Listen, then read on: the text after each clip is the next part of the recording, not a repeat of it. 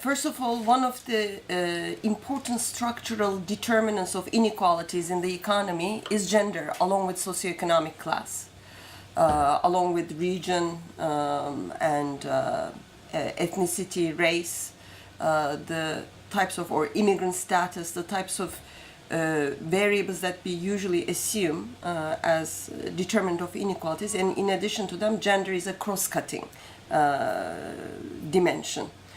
So in other words, there are inequalities by socioeconomic class, but at the same time, within each income group, even including the higher income group, there are also inequalities between women and men in terms of their wealth ownership, property ownership, access to income, access to decision-making positions, and so on. And it was in the 1950s and 60s, in the post-Second World War period, there was an incredible increase in women's labor force participation in the higher income economies, in the developed economies of Europe and North America. And it was thought that with the economic growth process, gender inequalities would be resolved, as part of the growing pie. But then, come the 1990s, it started becoming clear that this wasn't what was happening. Even in under cases with very robust and high economic growth, such as the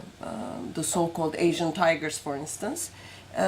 gender inequalities, I mean, the socioeconomic inequalities were decreasing, but gender inequalities were not decreasing to the same degree as other types of inequalities. So it started becoming clear that gender is such a persistent and structural determinant of inequalities that there had to be a special attention paid to it and particular policies addressing it. So that's one of the important reasons for why I study gender, and also why these days, as you said, so many economists, so many people in policymaking, when they talk about economic and social policy, they always bring gender to the table as one of the important issues to be solved. And the second reason is, unless we solve these inequalities, I mean, I think women deserve to have equal access to economic opportunities as men, just as a matter of human rights. But beyond that, as far as these gender inequalities are persistent,